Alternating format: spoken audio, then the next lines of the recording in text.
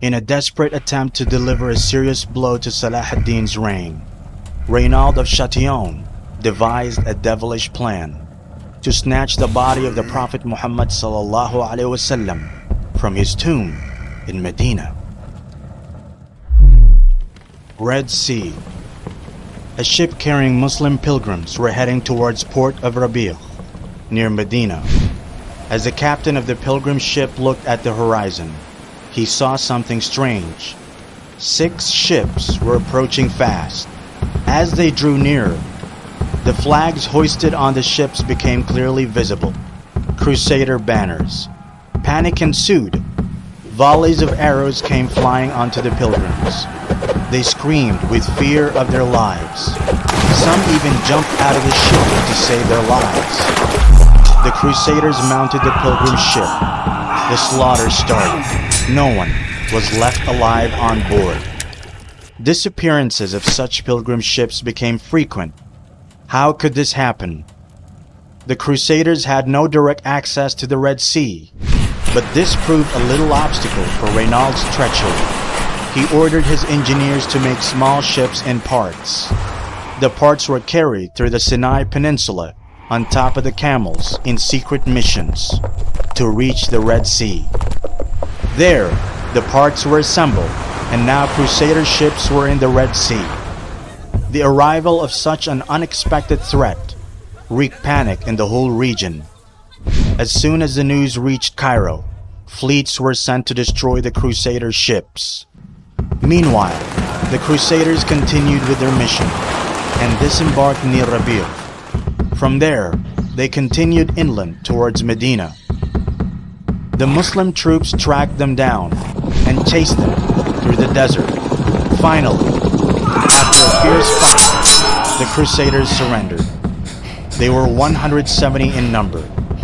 This unprecedented wickedness by the Crusaders in the heart of Islam was arranged to challenge Salahdin's position as the hero of the Muslims. Although unsuccessful, it proved how desperate the Crusaders became to stop Salahdin at any cost. Salahdin could not let such provocation go without a strong response.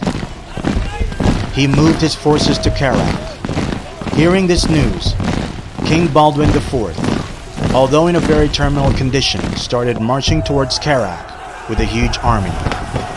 They offered truce to Salahdin. Salahdin did not want to be trapped outside the castle of Karak, so he agreed to keep the peace and return back to Syria.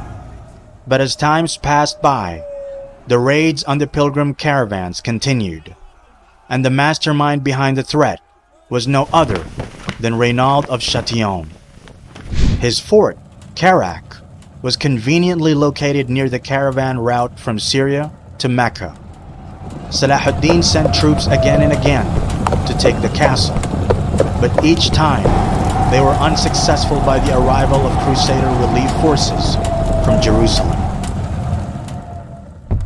Although the stalemate continued on the Western Front until 1186, several important events changed the power dynamics. In 1185, King Baldwin IV died, and the thrones passed to his 7-year-old nephew, Baldwin V. This weak position of the Crusaders forced them to continue negotiating peace with Salahdin. In the meantime, Salahdin had to move his focus away from the western border to the eastern border of his territories. News of military activity near Mosul arrived in Damascus. The army of Seljuk Turks have made a move to occupy the city. Salahdin could not let another power struggle to delay his mission, so he marched towards Mosul and placed an encirclement before the Seljuk army arrived. A long negotiation started, and after 5 months of discussion, the Zengids swore obedience under Salahdin's rule and promised to supply soldiers and resources to Salahdin's mission in the Holy Lands. With that, any remaining Zengid power in Syria vanished, and Salahdin had the whole greater Mesopotamia under his control. As these events were taking place in Mosul, Baldwin V died in summer 1186, and his reign passed down to Guy of Lusignan. He was the second husband of the mother of Baldwin V. As soon as Guy came into power, Reynald of Chatillon broke the truce and attacked a Muslim caravan moving from Cairo to Damascus. Some Western sources say Salahdin's sister was in this caravan. This adds a deep personal connection to Salahdin, but the Muslim sources mention no such information. If she would be truly in the caravan, the level of outrage by Salahdin and his emirs would have been much greater. So we can safely say that Salahdin's sister was not in the caravan. However, this provocation surely enraged Salahdin.